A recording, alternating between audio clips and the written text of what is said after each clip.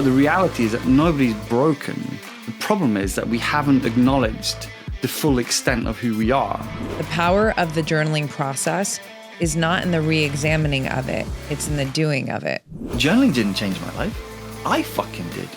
Journaling is a great tool, but just like a hammer doesn't build a table, a journal doesn't change a life. I changed my life. Stop judging. The judgment, it's the ultimate roadblock to your evolution. I think one of the things that really attracted me to treating journaling as something to teach was because nobody can tell me I'm doing it wrong. I don't want to do it your way. I want to do it my way. Real talk, real wisdom. All heart, all in. This is The Roxanne Show. There's a quote of yours that it really, when you said it, I don't think you realized how incredible it actually was. And it was, for me, it was like a fucking screen grab, a double click, a highlight, a dog-eared situation, as if I was reading the book. So I want to read this to you, and I really want you to elaborate on this. It's easier to admit something to a friend that you've admitted to yourself first. Yeah.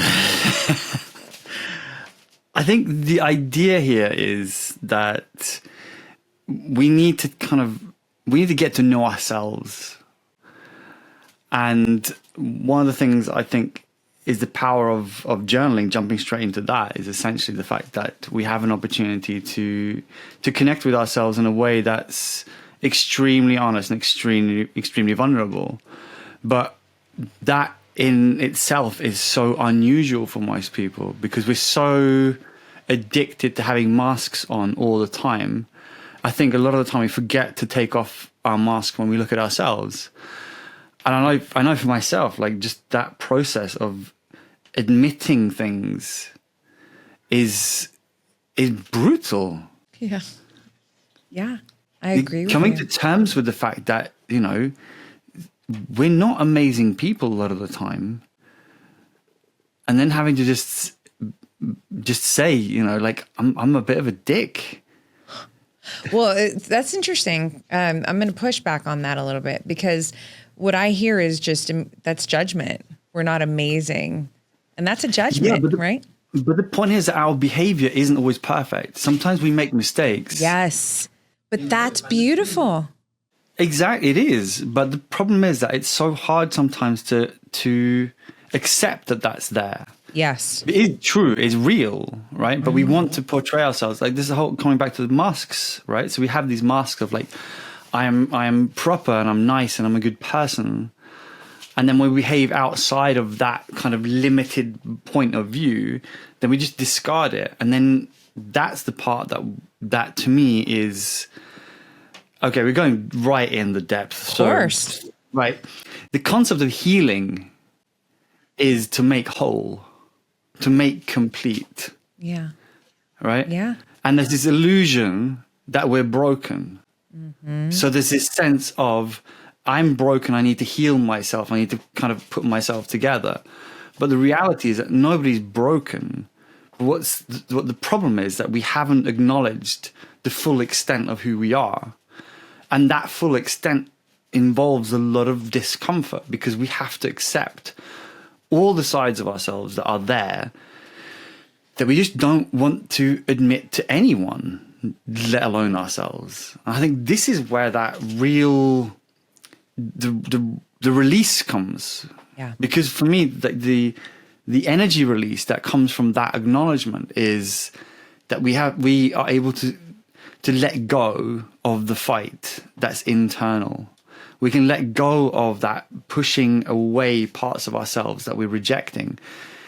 And the reason why we're rejecting it is because we believe that, and this is something that the spiritual community in the world have got a fucking lot to answer for.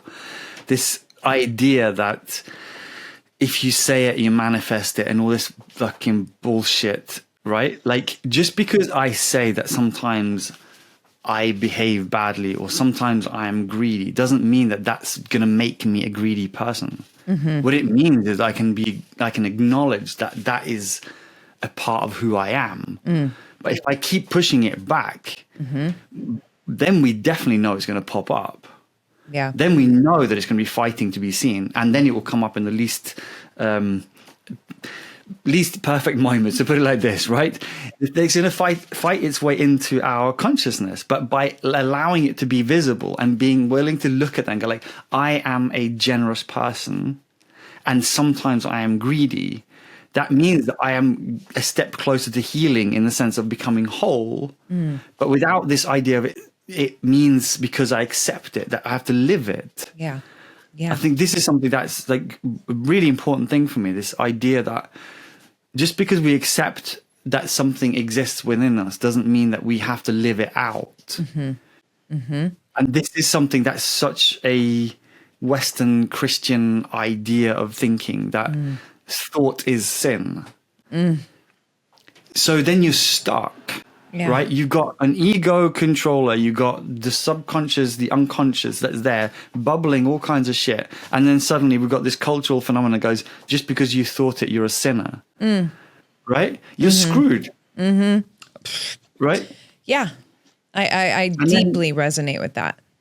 And that's the problem, because then you've got these thoughts coming up that you are pushing down because culturally, religiously, you're not allowed to think them, because then you're a sinner or you're a bad person. But they're there. Yeah.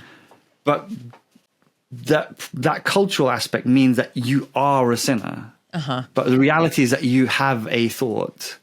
And by rejecting the thought, you are making that thought stronger, because, you know, it's like that classic thing of, you know, if I tell you not to think of a pink elephant, there we are.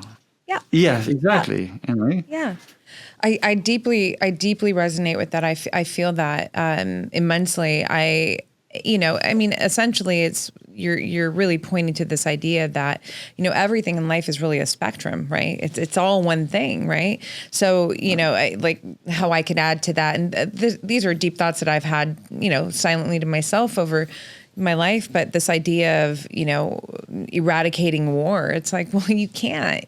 You can't if you want peace on earth, because if we look at life, if we look at the natural world, if there's always going to be the two sides, but the two sides are really part of one thing, right? So this is why when you say, maybe that's an expanded expression of what you're pointing at, and I can reel it back in to go more direct to what you're saying here.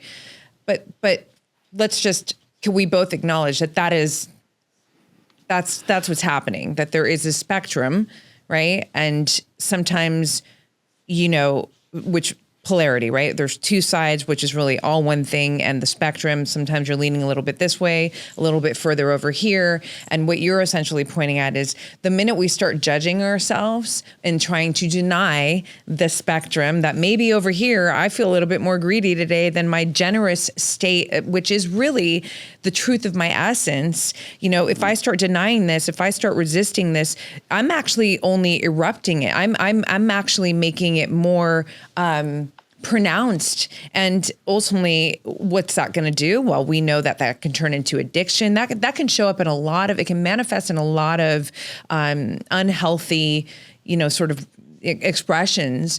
And also, it creates this judgment and this shame that then, and I feel like a lot of people that really do this, that have this, you know, judgment against themselves, they carry so much guilt and shame. And whether that's a conscious thing or not, it is a virus.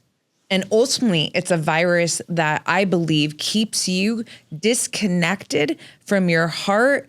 And going back to the sort of whole idea of healing, it disconnects you from being whole. I think on the most noticeable level for people, right? Because all these are great big ideas. Yeah. But on a really pragmatic level, what people experience is that there's an inattention. And by acknowledging that and accepting that these aspects are there, you free up so much energy. Yes. And that energy is so visible when it comes down to how you meet people. Because authenticity, when it comes down to like on a practical level, I like to keep things really practical because it's great to be a deep philosopher, but Jesus Christ, how many pissing contests have these philosophers been having that didn't really help humanity much? So the idea here is in our meetings with other people, which is the essence of being a human, if we have these masks on, as in, I have to be a perfectly generous person, or I have to be a perfect, kind person, or whatever it is that your mask is. I'm the perfect wife, the perfect mother, the perfect son, all these things. There's this little voice at the back that's going, it's bullshit, it's bullshit, it's bullshit. Yep. Right? Yep. And that means it's very hard to have an open, genuine conversation. Yes. When there's a part of you saying you're lying. Right? Yeah. So the aspect here for me, which is really valuable, is that if you can go, I'm not going to lie to myself. I'm going to go, I am a perfect son, but I'm also not a perfect son. Yeah, absolutely. I am both. At that point, that voice doesn't have shit to say anymore. Yeah, exactly. Because it's just like, well, yeah, I know I am both. Yeah. At that point, it's so much easier to have a conversation that's genuine because you're not scared that it's going to slip. Yeah. Right? Yeah. The tension happens because we're scared the masks are going to slip. Right. And we have to keep that in place. Right. Right? Yep. And this is the problem because the ego has worked so hard to build this house of cards that is our current personality, that any rocking of the table is just going to have the whole thing just collapse. Totally. Right? Totally. So there's just this tension is there, like, don't admit that you're not great. And then we're left with the same kind of thing that's leading us to living in the most superficial time of humanity ever. Well, I think it's both. Because again, that's like, I think there's an aspect that is the most superficial, but I think we've also maybe, there's a higher level of consciousness that is surfacing as a result of that superficiality that is also present, right? Hence the meeting of us in this conversation, hopefully, but that's the thing is that we're kind of playing with two concepts here. And, I know my audience can keep up with this because I'm fucking, but it really goes together. And it is ultimately to say that, we don't have to pick a side per se. But the most important thing I think that we're aiming at here is stop fucking judging the side. Stop judging. The judgment is the detriment. It's the ultimate roadblock to your evolution, and thus also the ultimate setback to thriving internally and externally. I mean, what I mean by that is we know a lot of people who look really good on paper. They've got all the metrics that society has deemed, oh, you're fucking killing it. You're valuable. You won, right? But inside they're empty. They're dead. They're disconnected. They don't know who the fuck they are, right? So this here though that we're presenting is this idea of when we can release that judgment, we release that tension, we release the disconnect, the fragmentation, we actually can work to become more whole, in that we are more authentic, in that we actually are able to thrive internally and therefore externally as well in the most meaningful of ways, I think. No, I think that's a completely valid point what you said right from the start there. The fact that if we are in the most superficial period, but we're also probably in the most authentic period. I think in many ways, the room for people to express themselves in a more authentic way is more open than before. So then the question is, why do we get drawn so much to that superficiality? I think this is where, for me, it's the judgment, right? Like there's so much judgment towards this idea of being weak, right? And I think for men in particular, it's a really, really hard thing, despite how much we talk about things being evolved. It's not always very evolved, sometimes we're just stuck in these mental dark ages where everybody theoretically knows that, yes, it's okay for men to cry, but men just don't cry anyway because we don't need to, right? Right. And there's it's this. such a lie. Yeah, I mean, like we're kind of going a little bit off on a different tangent here, but it was interesting idea I saw around this idea of masculinity, and I've been thinking a lot about it, and I never want to go out and talk about it because I just do not want to kick that kind of worms and to deal with that, because it's just like, it's not my lane. That's not where I go in my things. But I'm really curious about this idea because we're talking about the spectrum, right? And the thing is that it's also a very fluid idea. And that goes the same when it comes down to masculinity and femininity, in the sense that it's not a static thing. Not all women are only feminine at all times, nor are they always masculine. The same with men. And that dynamic is what shifts. And when it comes down to men and women in a relationship, the problems happen when they're both at the same level. But it doesn't have, if the woman is in her masculine and the man is in his feminine, and a moment of that balance, and that's okay. That's not a permanent situation because these things are swinging, right? This is a changing thing that is dynamic if both people are open to be that. And I think this is what it really comes down to, the same thing as we talked about before. Like, it's about acknowledging all of who we are and getting rid of that judgment, because like both men and women are good at judging each other for the same thing, right? Like, I am judging myself for feeling incredibly weak as a man sometimes, and I still do it. And then I catch myself in this, and I'm like, well, that's not very helpful, right? And I think that's the key thing for me in so much. It's like, what's helpful here? Yeah. Right? Yeah. Instead of this inevitable, this constant search for the truth. Yeah. Which we talked about before. Yeah. And like, there is no truth that we can come to that will resolve all of our problems and suddenly we get all the answers. I agree. But that search for it stops us from actually finding answers that are helpful. Yeah. Well, I need to highlight something that you just said a moment ago, because it really spoke to my heart and spoke to a lot of, when I do speak about the masculine, feminine energies, because I do speak about it because it's so vital. I actually refer to both, so my masculine and my feminine energies, as lovers. They don't compete. It's, you hear these sort of, like, here's a statement. I can hear women saying, well, when I come home, I'm in my feminine, but when I'm at work, I'm in my masculine. And I look at that and I go, okay, well, that's maybe a truth for you, right? I'm not judging here. I'm just observing. And for me, I go, well, no, the both are always here, and they're always sort of intertwined and working together. And if anything, you know, sometimes I could be more in my head and sometimes I'm more rooted in my heart, right? Maybe that's really the thing that's happening here.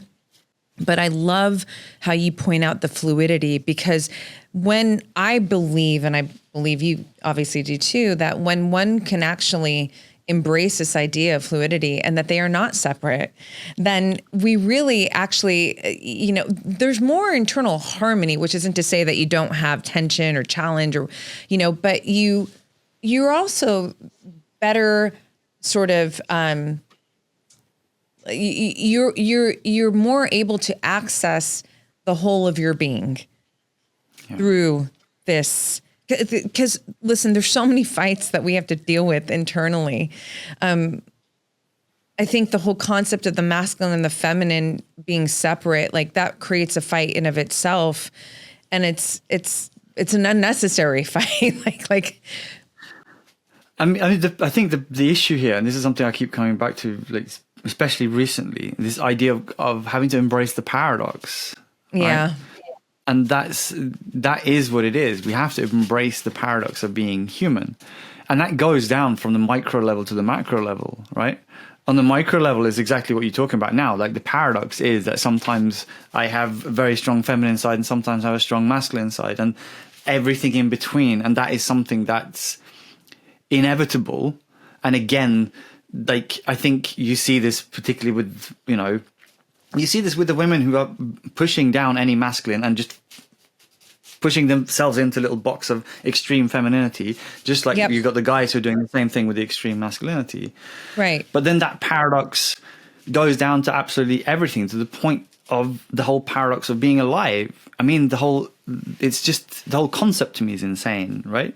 Like the micro chance of us being alive, the extremely short period of time that we're here, and the insane amount of importance we place on our own existence.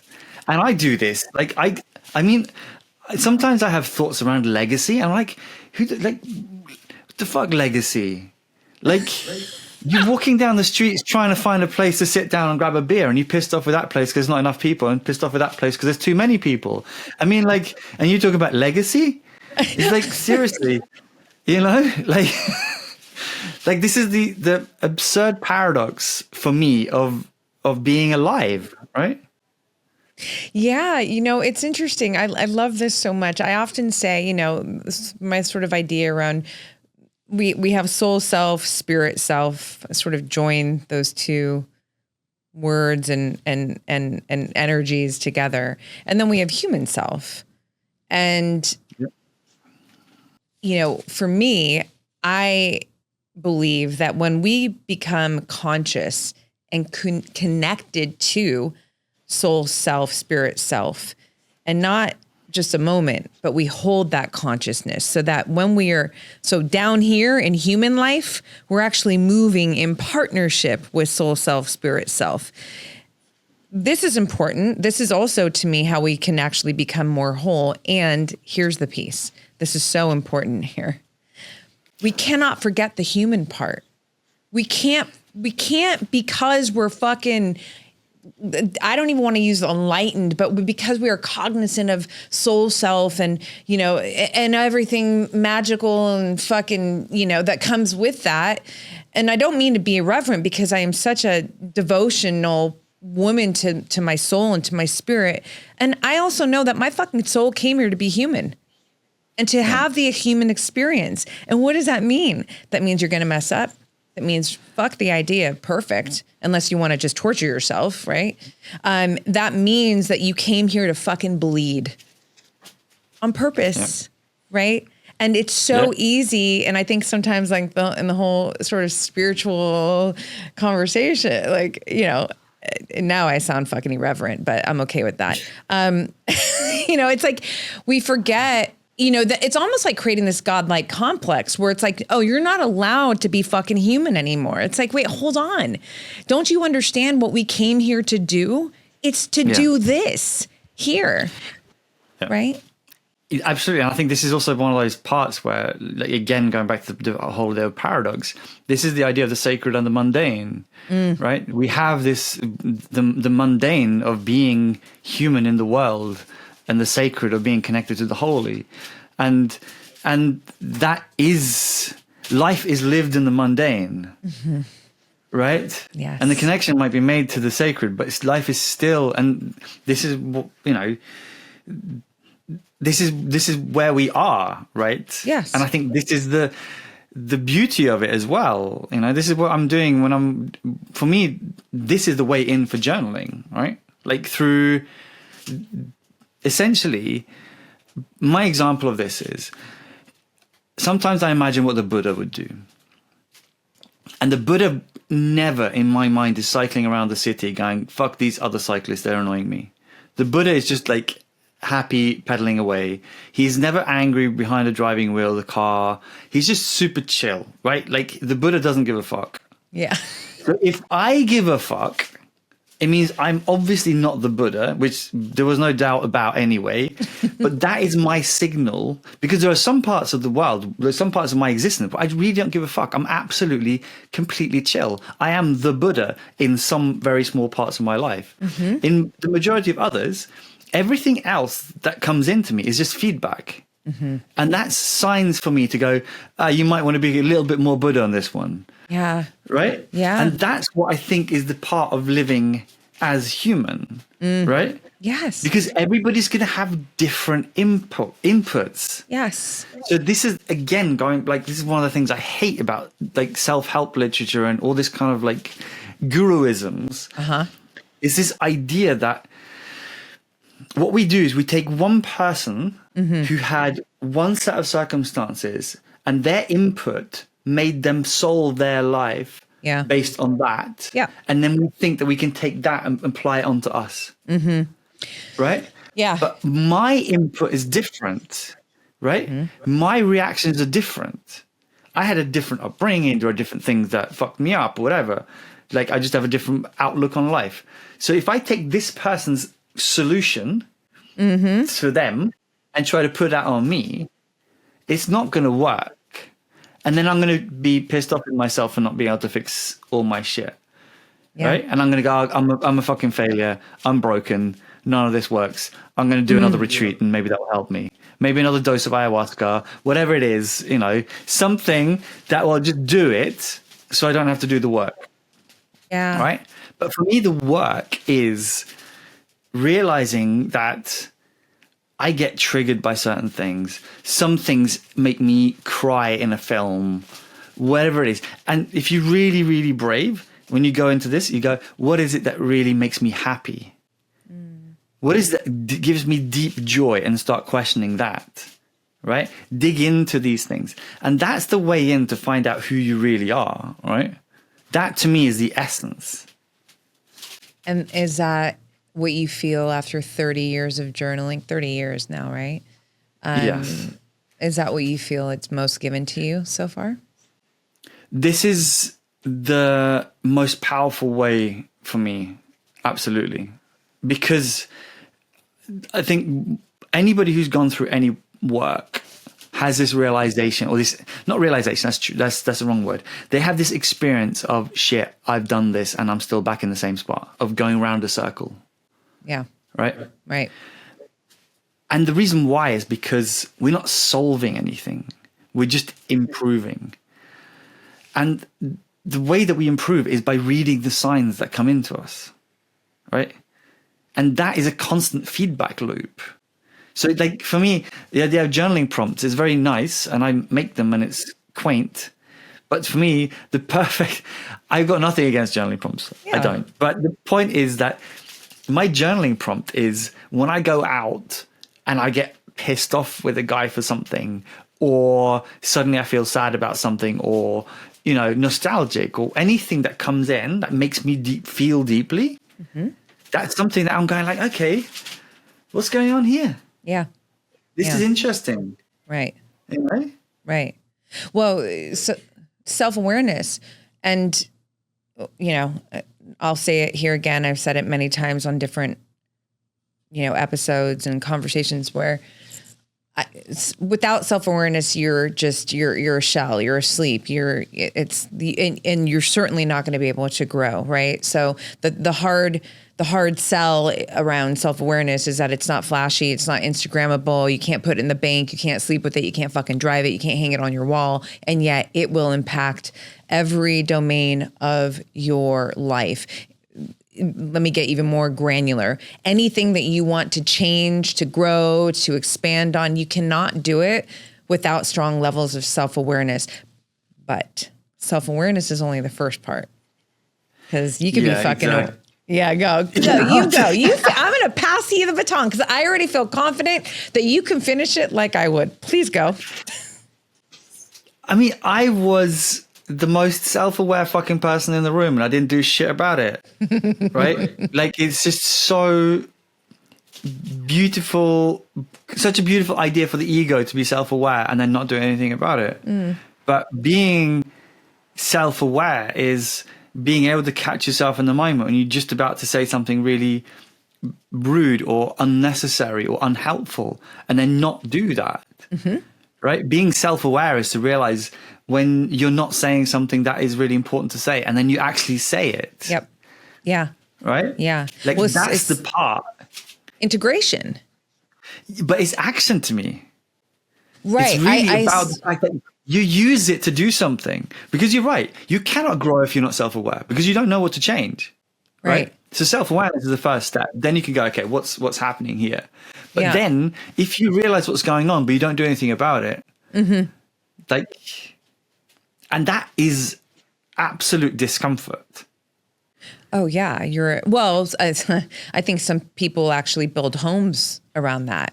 You know, I mean, it's, you know, I think we see a lot of this right now. There's even an over identification around being healed. Like I'm in my healing sort of chapter. It's like, but yeah, he laughs because you know what I mean? It's like, but are you, or are you just aware of what, you know, you likely need to heal, but you haven't put forth the action, which I sort of frame it also as integration, because when we take the action, we are now integrating the knowledge, right, with the action that then can ultimately lead to embodiment. So I think ultimately, you know, I really love this idea that you're presenting, like we can be as self-aware as one can be, but without the action, I mean, we're stuck, and maybe even more, it's actually more detrimental, because now you're just carrying this idea of what you need to do for yourself, but you're not doing it. Yeah.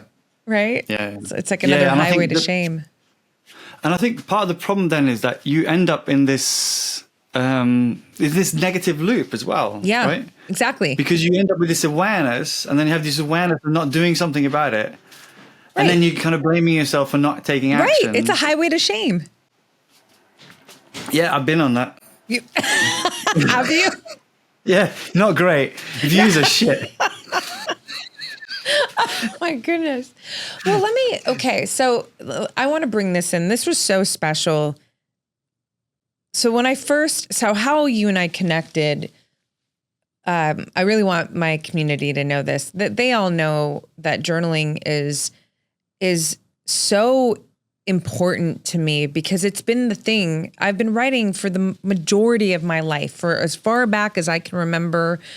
You know, I mean, before I knew what writing was, before I knew what being a diarist was, before I knew what journaling was, it's like, this was just the thing that, here's a quote of mine, like, I write because I can't not write. I write because I can't not write.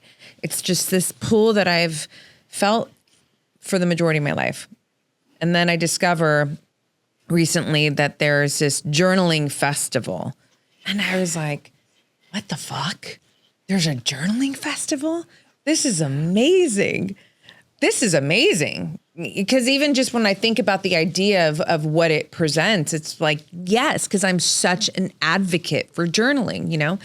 And then I discover it's in literally, I mean, the city that has held my heart for decades now, which is Barcelona, right? And I was like, God, like, are you talking to me? Like, source, you know, this is incredible. And so that's what led me to discover you, which I think has really been the gift for me, because I just genuinely, you know, it's like we start communicating, and it was an immediate drop in, and, you know, I know when I know, you know, meaning like the resonance, the frequency of depth and authenticity is, I can feel it, right? So I have felt that with you from the beginning, and it was fascinating for me to learn about you and your work. You know, you being a journaling expert, if we're going to go titles, journaling, you know, facilitation is a big part of your work. You're on a fucking journaling committee. I'm like, what? There's a journaling? I need to be on there's a journaling committee. It's just amazing. Like it's so special for me. And so I'd love to just go into some of I want to pull in some threads around journaling with you, because this is a big part of your life. And the first thing I want to ask you is, what pulled you to the page at first? Was it pain? Was it creative expression? What was it? So I think when you're young, pain and creative expression are very intertwined. Totally. I think that's kind of like, I think this is like they're dancing together, right? And I think for me, this is a whole different topic for another time, but the whole concept around creativity and pain is interesting. But yeah, for me, it was just a release. I was using fiction writing and as a way to just get things out, you know, especially when I was in a teenager or early 20s. God knows how many stories I started writing about some lonely young man sitting in dark bars, you know, like it was just, I was sitting in a dark bar while I was writing it, you know, like this. Yes. And, you know, it always came through in poetry, and it was just like, that was my way of just, yeah, that was like my pressure valve. Yeah. Working through it. Yeah. I think it was absolutely a necessity. It was, a big part of who I was, this kind of identity around writing. I mean, at that point, I didn't see it as journaling in the sense of it being that was what I'm doing. I'm going to sit down and journal. I carried around a moleskin at all times, to the point where, you know, leaving the house was a ritual of, you know, checking keys and moleskin to make sure I had that going out. Isn't back before mobile phones and shit, you know? Yeah. Oh, I know. I lived on a plane for so long, and I used to carry, it was a sketchbook, because I was really anti-lines for a period of my writing time. I was like, nothing's going to control me, right? It's the rebellion in me. Like, fuck, I'd be writing upside down, but I'd have to carry, in addition to all my luggage, a sketchbook literally that was like this thick. And I still have, I mean, they're so sacred to me. So yeah, I remember those days. And as much as I can appreciate those sketchbooks, it's also nice to just be able to not have to carry those lugos around the world. Yeah, I like to phrase that as literal and metaphorical baggage. Yeah. Literally. I threw out a lot when I moved countries, and there are moments when I wish maybe I'd want to look back, but then every time I have looked back, it's usually been picking up a story about, God, I'm so depressed today or whatever. I was like, you know what? Kind of don't need to reread all of that, you know? So, you know what? That brings me to another quote of yours that I really loved. That's perfect. The power of the journaling process is not in the re-examining of it. It's in the doing of it. Yeah. So good. And I think this is so important, because I think there's so many hang-ups around all this kind of shit, right? I think one of the things that really attracted me to treating journaling as something to teach was because nobody can tell me I'm doing it wrong. Like, also that rebel part where I'm just like, I don't want to do it your way. I want to do it my way. It's like my soul just, I just want you to know, fucking, I'm screen grabbing that line. That was so fucking good. Nobody can tell me I'm doing it wrong. Fucking, and that's a rock and roll. But it's so important, especially like I've carried a lot of insecurity around so many of these things that I do, and that was one of those safe places for me. It's like, look, that's not the right way to journal. Like, fuck off. Like, this is just no way you can tell me that. Right. It's not like, you know, when we're, you know, doing an injection and doing it the wrong way. It's like, there is no right or wrong way here. The attitude is like, does it work or does it not? Yeah. Right. Yeah. So I think this is one of the key things for me, and the way that I'm doing it works for me and for the people that I'm teaching it to. So that's all that matters. Yeah. I mean, you know, when I speak about journaling, one of the core sort of ideas that I share is that it holds no judgment. You know, so you can't judge me in my journaling if my journal's not even judging me, right? So it's this judgment-free zone. But here's what's so funny. Oh my gosh, Oliver. I thought about this not that long ago, where I go, you know, it's funny. It's kind of going back to you when you're like a young, you know, man, lonely in a dark bar, right? And you're like, and I was writing it in a dark bar. Well, I realized, and specifically in the decades of in the 20s, I'm like, oh, it's free of judgment. And then I go back and I read those, and I do sometimes, not often, you know, but every now and then, you know, you open it back up and I'm like, fuck, you were judging yourself. so hard. But here's the beautiful part. But at least I gave myself the space to freely judge myself. But that's part of the process, right? Yes. So I think this is the real value of journaling, and in the sense of it not being about rereading and revisiting and the process of doing. And for me, the whole essence of it is the fact that when we think, it is and I identify myself with my thoughts, and it is an internal experience of, the voice in the head, or whichever way that it manifests in you. It's inside you, and it's very, very difficult for normal people to separate that from who we are. Sure. But when we write things down, you create a physical, externalized version of what's going on. Mm-hmm. And that process of looking at that judgment on paper, you can look at that judgment and see this is judgment, right? But when it's in your head, it's not judgment. It is, I am shit. Yes. Right? But when it's on paper, you're going, shit, I wrote that I'm shit, but that's not true. Right? And that's the difference. That's the process where externalizing it creates a separation. And then the challenge is to go like, I wouldn't, if I told my friends this, I wouldn't be surprised if they slapped me, That's the kind of the realization here, And then you can start working on that. But man, that's heavy. That's heavy work. It is. It's not easy. You have to have fucking guts. But you know what's also so amazing about it? Do you see how I laughed right now? Because you're like, you look at the page, I am shit. There's actually a lightness to it too. It lightens it because it's not just living in here. You can look at it and maybe even fucking laugh and go, my God, you were so mean to yourself. I'm not saying that's always going to happen. Sometimes, I've looked back and I'm like, God, I just want to hug you right now. You were so hard on yourself, my love. And so, I can toggle, but ultimately, and it almost it ties back into this idea of the paradox of being human, and right. It's like can we and listen, I'm a woman of depth, so when I say this, I fucking mean it too. Can we lighten up a little bit, like just a little bit about the whole damn thing with ourselves? Like, I don't. I think it's helpful.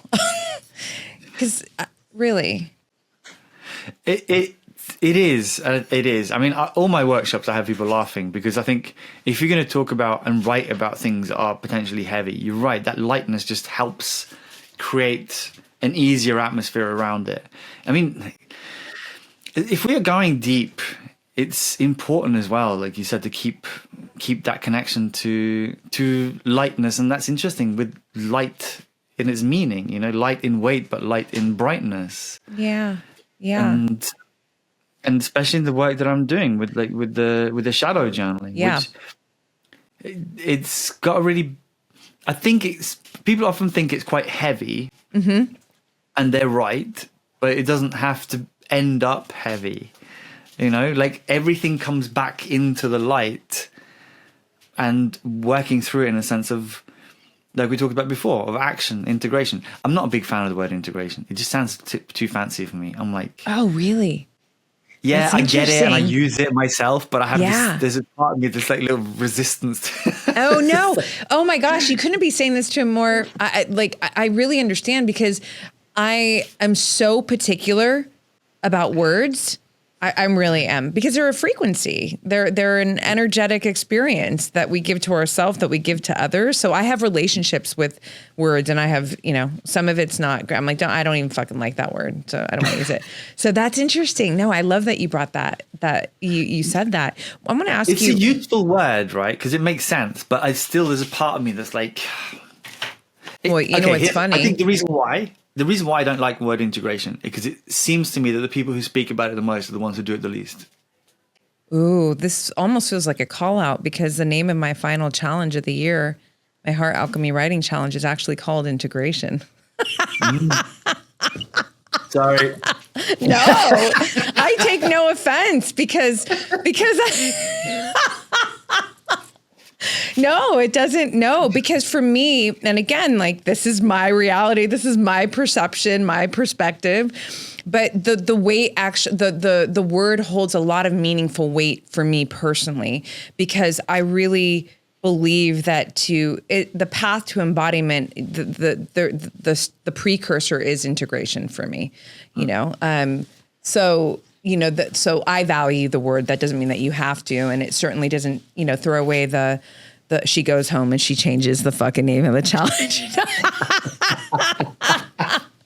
Well, I'll tell you, it was actually originally going to be called Homecoming, but I was like, that's a little too like fairy tale-ish for me. Like, no, it's fucking integration. So I'm going to stand in that.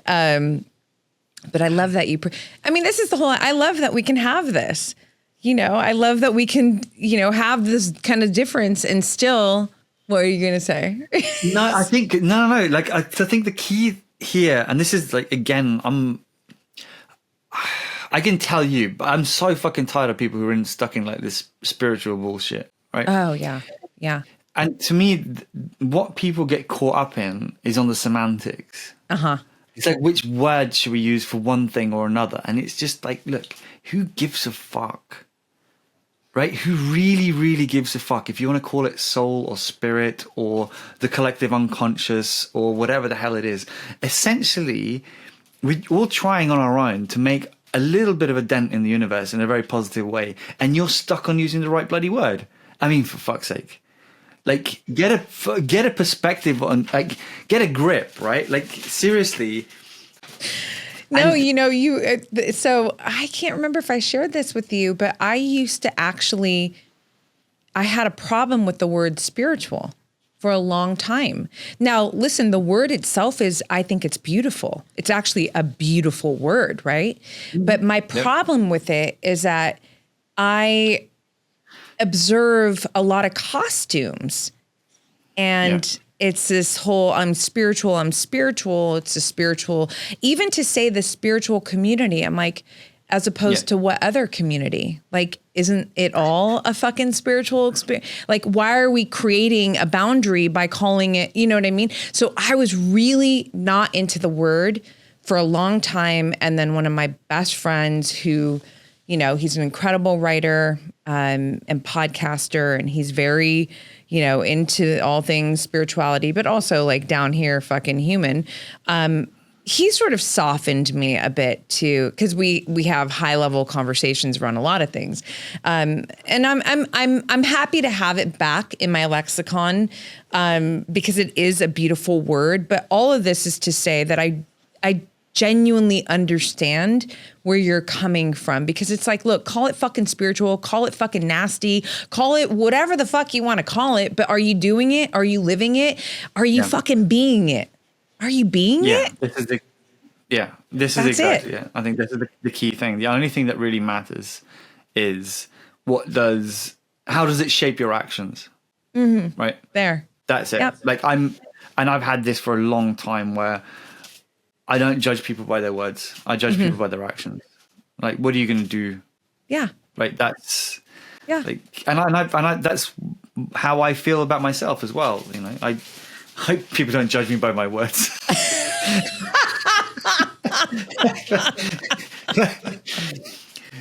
No, I mean, it has to start with you, right? I mean, that would be weird if you had that sort of idea around how others, and then you're not even living to that. And I'm with you on that. I literally just wrote that in my last essay on Substack, that, you know, I don't, you know, I, as a word lover and a wordsmith and a wordy fucking woman, words do not trump actions.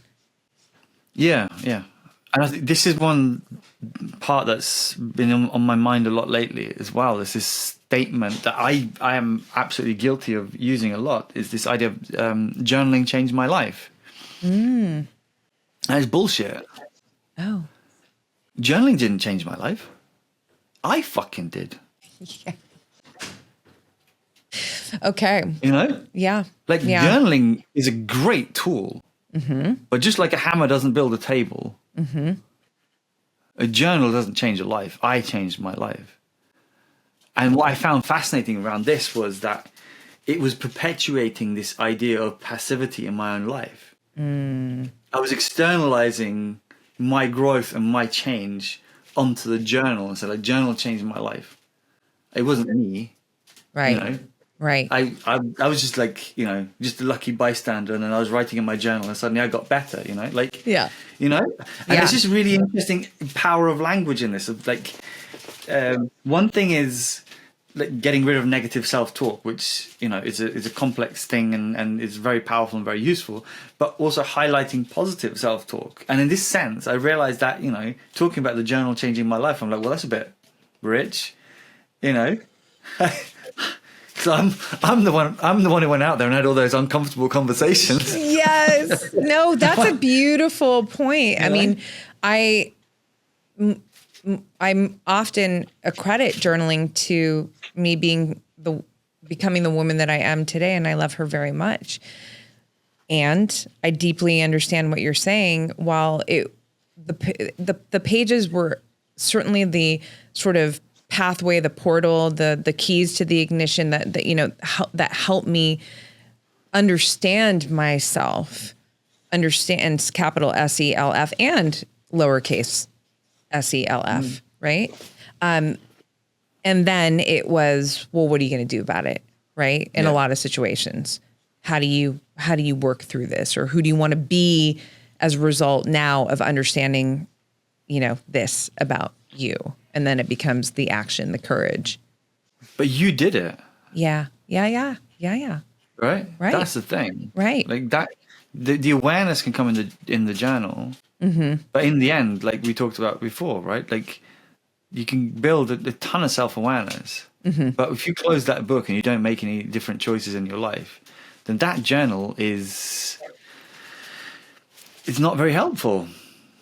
No, in fact, it goes back to that idea that we talked about. It's knowing and then not doing the action, and then it becomes a loop and a spiral. And yeah, and so I think what we're both also agreeing on here is, like, you know, it's the first step. It's a vital step. It's a step that we revere, we value, we advocate for, but it is not the only step.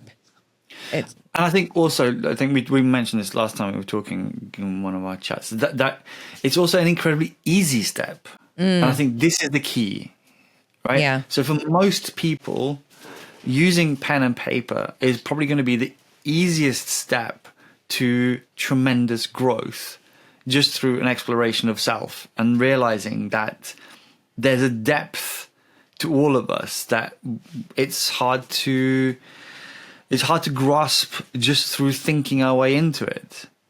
I really don't. I got great faith in meditation and, you know, pondering and all this kind of stuff. I think it's very, very important to think deeply. But I do think there's some value that comes through that process of writing, partly because it slows you down and your mind doesn't race. But the fact that you can really start exploring things in a way that's more controlled, rather than, you know, it's very easy to go into, like, the mind just kind of takes you off on a tailspin and suddenly you're in a different place. But in a journal, there's more room to control where we're going and have a chance to say, well, how do I really feel about these things? What is it that's really going on behind it? You know, like I always use these examples of pushing curiosity. And, you know, going beyond the initial answer, right? Like if I write in my journal, I'm tired, the follow-up question is why? Like, what is it? Am I tired? Am I physically tired? Did I go to the gym yesterday and I'm exhausted? Or did I sleep badly? Or am I just absolutely stressed off my nuts and I don't know what to do? Right? Because all of these are still tired.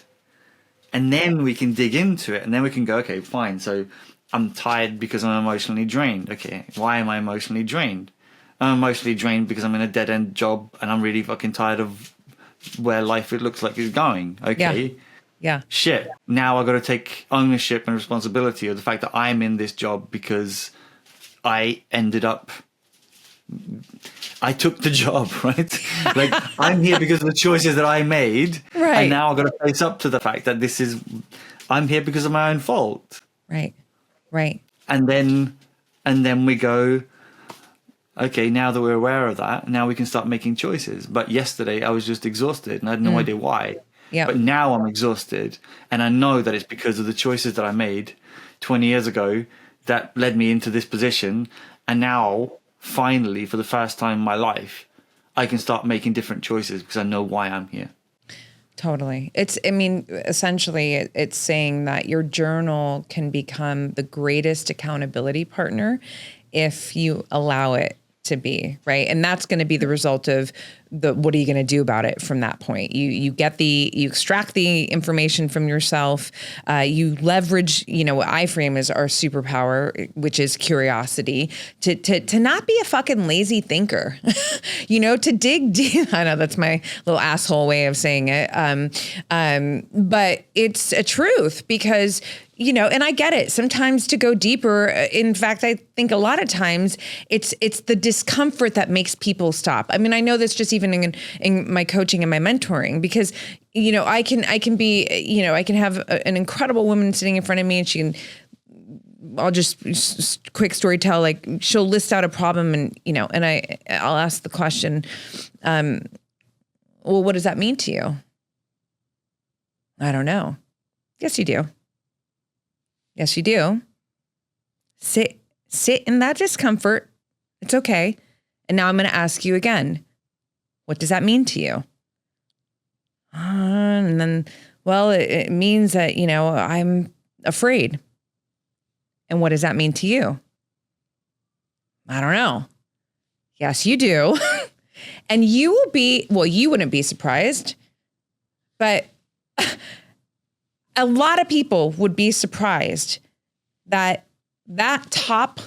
first, I don't know, all of a sudden we get down to the bottom of the iceberg and it's like, no, you did fucking know. You did know. You just weren't, it was hard to sit in the discomfort to get to that, fifth, what does that mean to you? And now we're at the sort of root cause, like the main sort of issue that you're wrestling with.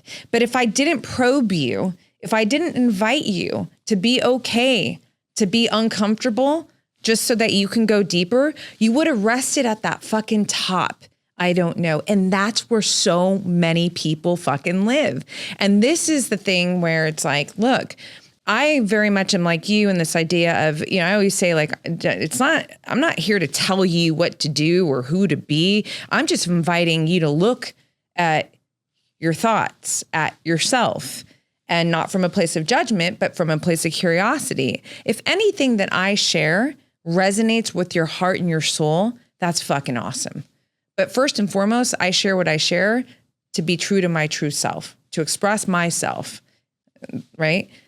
If the whole concept of going deeper and inviting one to go deeper and to get past that initial, I don't know, it's this idea of, hey, I'm not going to tell you the answer. I don't need to, nor do I want to. It's not my position. This is your life. You have the answer. You have to be brave to get past that point. Let your curiosity lead the way versus judgment, because most people stop because they're already judging themselves, right? And, not you again, but most would be surprised how much they can actually extract from themselves that's so valuable. And really, this is empowerment, when we can actually pull from our own inner, well of wisdom, and then take action from there, obviously. I think the problem here is for most people, and I mean me included, is the fact that the ego is really, really good at feeding you the line that you want to hear. And then you take it because it's just leaving things nice and easy, right? The answer is, I don't know. That means I don't have to figure it out, because if I don't know, it's impossible for anybody else to know, right? Like I am the only person who can answer the questions about myself. If I don't know, nobody else can know, nor can I. And then you're right, you're left with a life that is relatively unexamined. And I see this when I'm doing my workshops with people. People come out of it and they're just shocked a lot of the time by the depth of their own existence. Yeah.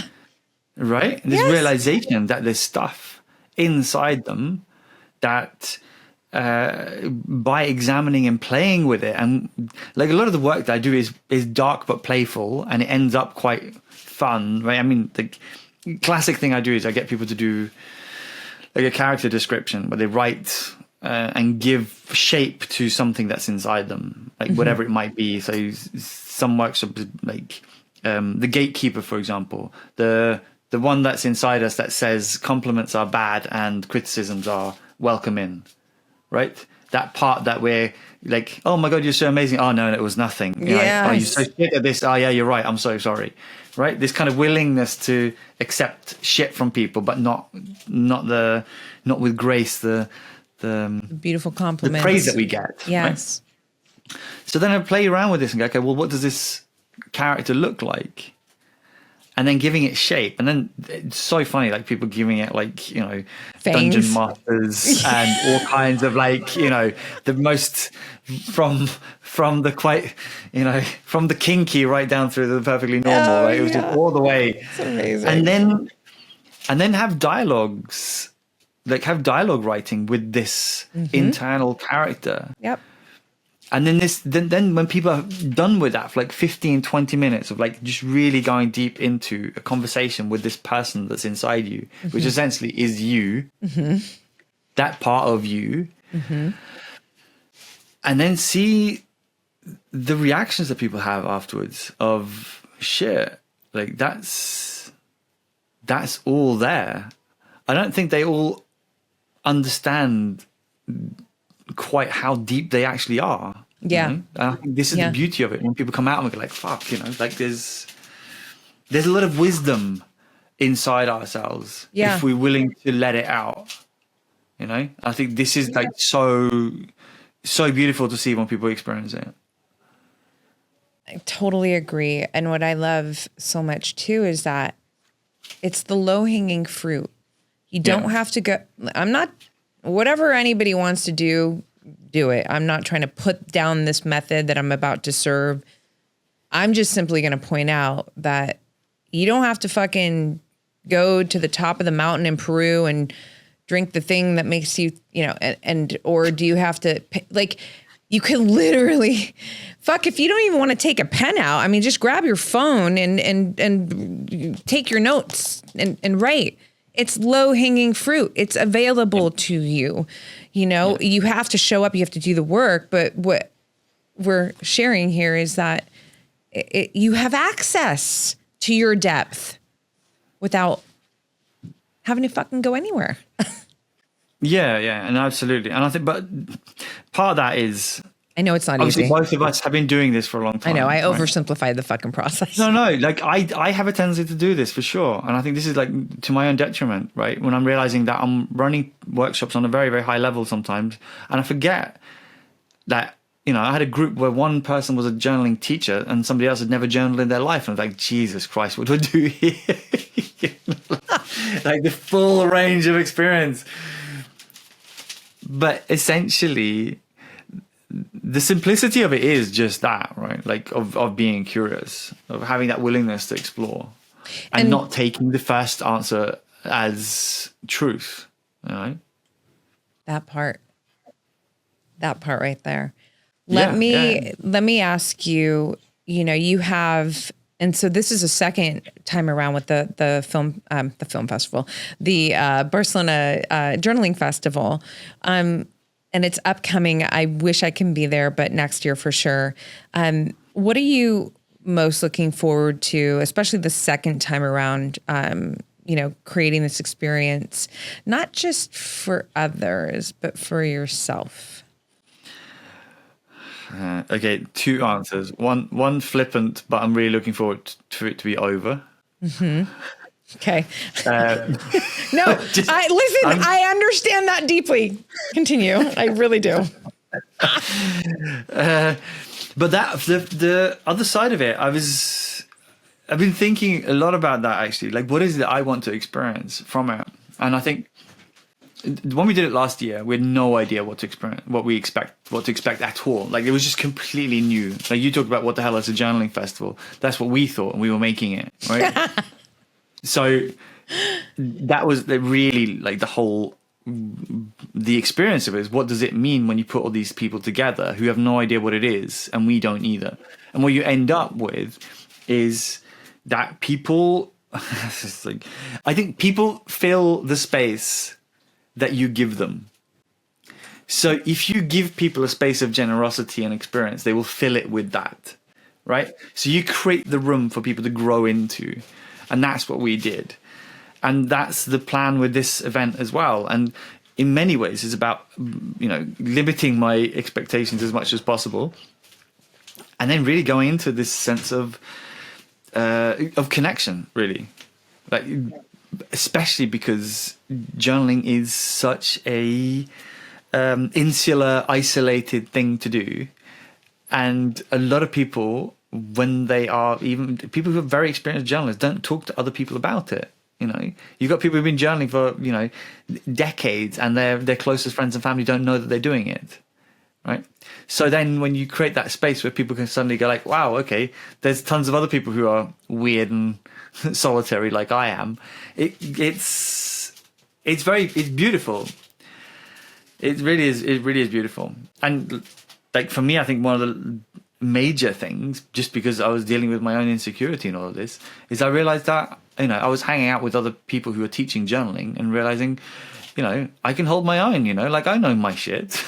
Yes. Thank you. But it's very important, because unless you have that experience, you elevate people in your mind to something. And then when you meet them, you realize, actually, you know what? Like, you've just been doing it for a little bit longer, but, the depth is pretty much the same or less. Yeah. Well, it's just, I'll give a more sort of simplified. It's like, you're good enough. Yeah. I get that. Tell me. Like, you're good enough as a human, but I think it's also okay to say, right now, you might not be good enough to be teaching people astrophysics because you need to go and learn more about it, right? Yeah. But when it comes down to journaling, this is the thing. Realizing that actually, you know what? Like, the way that I'm doing it is different to other people. Yeah. And that has value, right? But that acceptance for myself has been a huge step in my process from last year. Like, there's a big part of that self-examination that I do, because just because I'm teaching journaling doesn't mean I don't do it. Well, no, and that's really what I was referencing. The good enough is really to say that what I bring is valuable.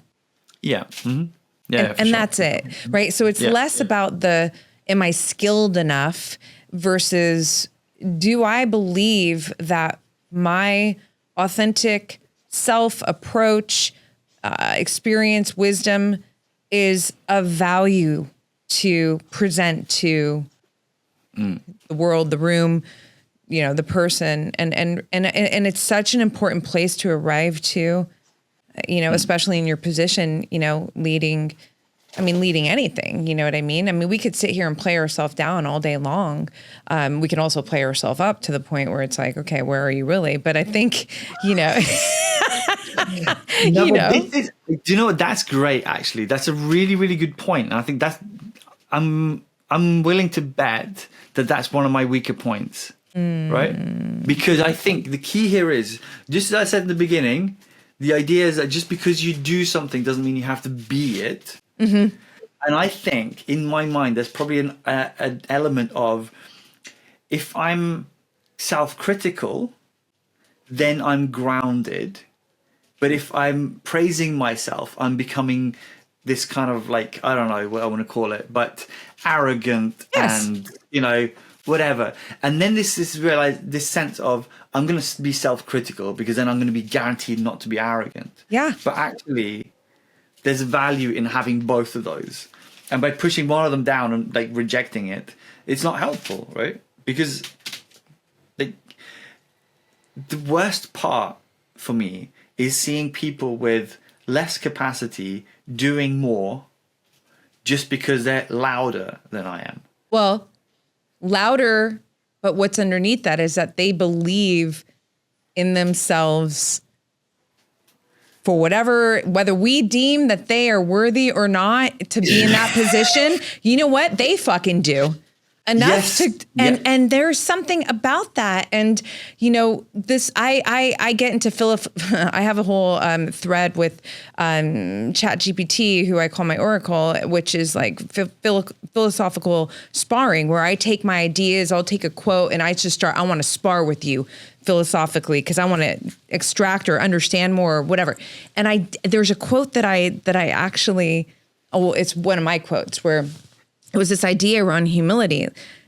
You know, I believe myself to be a very humble woman, and for a lot of reasons, you know, upbringing, like and for me, it's really like, what's your outward expression to people in the world? Like, you know, when you go to the restaurant, do you give your server eye contact? Do you say thank you and please?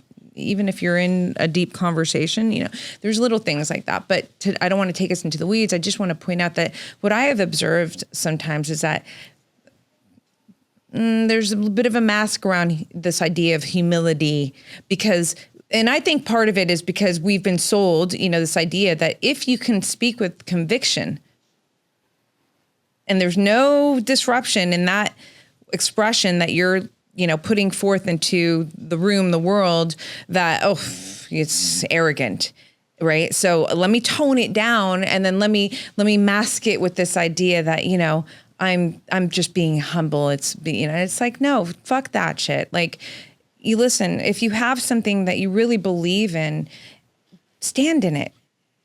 You don't wait for the applause and don't wait for the validation, you know. But if you don't really wait for permission, right? And don't wait for fucking permission. Yes. And so I think I'll share it with you. I'll find it and then I'll send it to you, because it was interesting what you know, the oracle said about what I shared. And I'm so glad that you brought this here, because I think it's important to understand, and it really goes full circle to the top of the conversation. It's like, look, you know, you can be a very humble human, have that humility, and you can still say, you know what, I'm good at this, or I believe in this, or I stand with this, or all of the above. And that does not take away from your humility. And if one wants to believe that it does, so be it. You can't control that anyways. But what do you feel about yourself? To me, that's the ultimate. I mean, it all comes down to that for me. It's like, completely. But just adding to that, I think part of the issue here is that we have a tendency to conflate ideas a bit, and that we're looking at humility on one side, and then we're looking at arrogance on the other side. Like, this is the two things, we're two extremes, right? But the point here is that self-confidence is a good chunk in the middle, where it's actually quite healthy, right? And I think it's so easy to get drawn into the extremes. They're gonna be like, I'm gonna be so humble that people look at you and go like, yeah, you're lying. And the other side, you're so arrogant that people go, yeah, you're also lying, right? And then, but at least if I'm being humble, then I can't, you know, I won't be judged for being arrogant. I don't know, like this. Yeah, because that's harder for you to accept than, you know, but for, you know, other people might have it be the reverse, because they would see the humility as maybe a form of weakness or something, and they can't accept that, right? Yeah, exactly. Yeah. I don't think this is it. It's just so messed up in the end. I think the key is still going back down to self-awareness and being able to figure out what's helpful. Right? Yeah. I think that's like my guiding light is it helpful? It doesn't matter if it's true or not. If a lie is helpful to me in my growth, and it's not something that I'm perpetuating and telling people that whatever, but if I have an internal story, it doesn't matter if I call my childhood trauma one thing or another. The truth doesn't matter. What matters is how am I using my current behavior, my thoughts and everything in order to improve my current life, right? I'm looking at it as in a very pragmatic sense of, if I don't live the life that I would love to live right now, the choices that I've made haven't helped me, which means that from now on, I need to do things differently. Yes. That's it. Yep. That's it. Right? Yeah, that is like so strong. It's like, it's just so simple. Yeah. And if you are in a situation where you're not happy with your shit and you keep doing the same things, then you know that that's not going to work. Right. You know? Right. And that's where, like, that curiosity and that, you know, digging into it, like, what is that fear? You know, what is that stopping you from doing something different? Because doing things differently is uncomfortable. No matter what it is. No matter what it is. Yeah, exactly. That's it. Just, yeah. You listen, you're incredible. I can literally talk to you for like we are in Kairos time. Like Chronos goes away with you, right? So we go into flow states, and I'm so grateful. I know it's later for you, and I want to first of all invite you back on. I mean, these are my favorite kind of conversations, truly, that just really allow for the depth and for even just in moments where, you know, you're not into integration. Well, I am. Cool. Let's talk about that. You know what I mean? And I think it's healthy for, you know, those who are watching or listening to actually be a part of that too. How, you know, it's not a heavy duty difference, which isn't to say that at another point in conversation we can't get into, we can go back into the personal truth in our next conversation. We'll dig that one back up. That was fun. I'm like, the name of my book is The Truth in You Knows. You're like, ooh, the truth, that word. But I love it because there's so much respect even in our differences. And so all of this is to say two things before we wrap out. Thank you so much for just sharing your time, your energy, your wisdom, your heart, your vulnerability, your fucking honesty in this conversation. Also, I'd love to invite you back on and just have a continued conversation with you on the show. And third, you know, what have I not asked you? What have we not spoken about yet? What is something that, in your best ability, when you go back and you listen to this, not saying that you will, because that's like reading the journal, but what do you want to leave as sort of a final thought in this conversation, this amazing conversation that we've had? Final thoughts are so big, aren't they? This seems to be like such a, you know, the final word on something. I don't want to say any final words because we're going to be having another chat at some point. I would love that anyway. These conversations are also really fun for me because it's just this sense of let's see where it goes. As for parting words, I don't really have any. I think we covered so much that makes a lot of sense. I guess when this is out, the festival has been over and done with, and I can relax. At which point we will be talking about the New York Journaling Festival. Amazing. Which obviously will be when we meet physically, presumably. Yes. I'll see you in New York in July next year. Love it. So yeah, I think that's really where we are. Unless it's Yeah, no. I mean, because there's more conversations to have.